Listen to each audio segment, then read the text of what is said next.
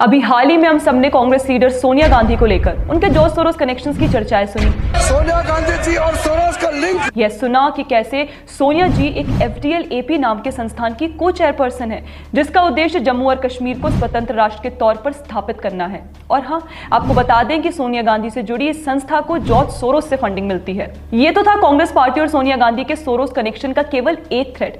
सबसे दिलचस्प चैप्टर तो यहाँ शुरू होता है जब मैं आपको बताऊंगी कि कैसे 10 साल तक मनमोहन सिंह को प्रधानमंत्री बनाकर डमी सरकार चलाने वाली सोनिया गांधी ने NAC यानी नेशनल एडवाइजरी काउंसिल बनवाकर उसकी चेयरपर्सन बनी, और जिन लोगों को इस कमेटी में रखवाया उनमें से ऑलमोस्ट 90% व्यक्तियों का कनेक्शन कांग्रेस के वर्तमान आका जॉर्ज सोरोस से है। सबसे पहला नाम जो यहाँ आता है वो है फराह नकवी का। शायद नकवी सरनेम सुनकर आप सब सोच रहे होंगे कि कहीं कि हमारी सो कॉल्ड जर्नलिस्ट सबा नकवी से रिलेटेड तो नहीं है। अगर आप ऐसा सोच रहे हैं तो आप एकदम सही सोच रहे हैं। सबा फराह नकवी की ही बहन है। खैर, हम सब सबा के एंटी नेशनल नैरेटिव से तो वाकिफ ही हैं, पर उस रास्ते में ना जाते हुए हम सीधा बात करेंगे फराह नकवी की। तो आपको बता दें कि फराह सीक्वेंट नाम की एक नॉन प्रॉफिट ऑर्गेनाइजेशन की एडवाइजरी बोर्ड मेंबर है। अब ये देखिए कि इस NGO की फंडिंग किन ऑर्गेनाइजेशंस के थ्रू आती है। इन्हें जहां से पैसा मिलता है उनमें रोहिणी निलेकानी फिलैंथ्रोपिस्ट, और इनके पार्टनर्स में से जो एक नाम हमें मिला वो है USAID का, जो OCCRP को फंड करता है। जी हाँ, वही चर्चित OCCRP है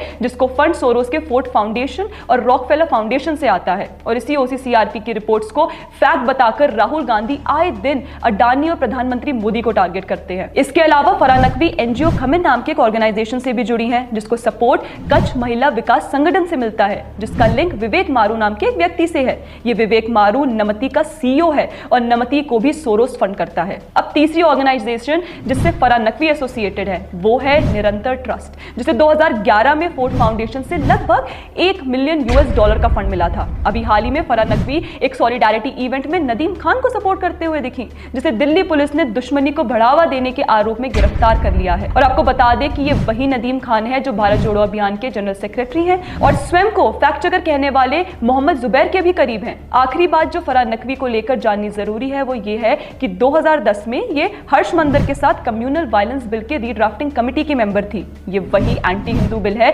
जिसमें केवल क्रिश्चियंस एंड मुस्लिम्स को जनरली टारगेटेड विक्टिम्स की श्रेणी में रखने की मांग की गई थी। अब फराह नकवी के सोरोस कनेक्शंस को पूरा करते हुए हम आगे बढ़ते हैं अनुआगा की तरफ। तो अनुआगा भी गांधी के NAC की मेंबर रह चुकी हैं। रिपोर्ट्स की माने तो अनुआगा की फैमिली IPSMF को फंड करती है। IPSMF यानी independent and public spirited media foundation, जिसकी one of the founding trustees हैं रुक्मणी बैनर्जी। ये रुक्मणी बैनर्जी जो है वो विजय महाजन की फोर्ड फंडेड NGO प्रधान की वाइस चेयरपर्सन भी हैं। और ये IPSMF वही फाउंडेशन है जो जुबैर से लेकर अरफा खानुम तक और द कारवां से लेकर आर्टिकल 14 जैसे लेफ्ट प्रोपोगेंडा मीडिया पोर्टल्स को फंड करता है। इसके अलावा अनु आगा और उनकी बेटी मेहर पुंडुमजी गिविंग पाई नाम के एक फिलैंथ्रोपी ग्रुप का पार्ट है, जिसकी ऑलमोस्ट हर इवेंट में रोहिणी निलेकानी भी मौजूद रहती है। और आपको बता दें कि रोहिणी ने एक इंटरव्यू के दौरान ये कहा था कि वो सोरोस, गेट्स और फोर्ड फाउंडेशन के काम को काफी एडमायर करती हैं। और हाँ, रोहिणी IPSMF को भी फंड करती हैं। अनु आगा और मेहर इसके अलावा टीच फॉर इंडिया को भी हेड कर चुकी हैं, जिसकी फाउंडर शाहीन मिस्त्री है।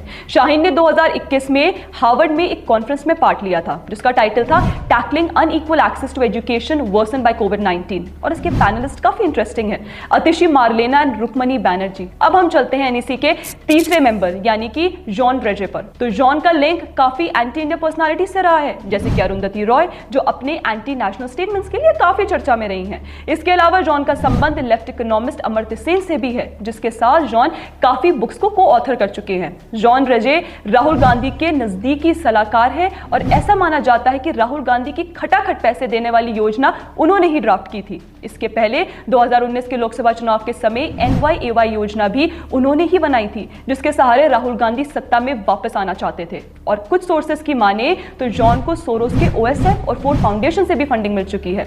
इसके अलावा जो सबसे दिलचस्प पहलू यहां निकल के आता है वो है जॉन की वाइफ का। जॉन की वाइफ बेला भाटिया एक माओविस्ट सिंपथाइजर रह चुकी हैं। 2017 में एक सरेंडर्ड माओविस्ट ऑपरेटिव ने यह कन्फेस किया था कि वो बेला भाटिया और दिल्ली यूनिवर्सिटी की प्रोफेसर नंदिनी सुंदर को मोटर बाइक में बिठाकर सुकमा के जंगलों में लेकर जाता था, जहां वो माओविस्ट के टॉप लीडर से मिलते थे। खैर, आपको यहां एक और बात बता दें कि नंदिनी की बात जो मैं कर रही हूं वो leftist propaganda media portal the wire के फाउंडर सिद्धार्थ वरदराजन की पत्नी है। अब इन सब कनेक्शन से आप एक अंदाजा लगा लीजिए कि कैसे एक सेंट इकोनॉमिस्ट की छवि रखने वाले जॉन एक्चुअली में एक फॉरेन फंडेड प्रोपेगेंडिस्ट हैं। अब हम चलते चलते हैं अपने चौथे एनएसी के मेंबर की तरफ, यानी दीप जोशी। सबसे पहले तो आपको बता दें कि दीप जोशी को 2009 में रमोन मैग्सेसे से अवार्ड मिला था, जिसे of course Ford foundation fund करता है। इसके अलावा दीप जोशी फोर्ड फाउंडेशन के फॉर्मर प्रोग्राम ऑफिसर भी रह चुके हैं और विजय महाजन के साथ मिलकर इन्होंने प्रदान नाम का एक एनजीओ भी स्थापित किया था, जिसके फंडर्स के नाम आप सुनिए: Ford foundation, Azim Premji foundation, bank of America and Bill and Melinda Gates foundation.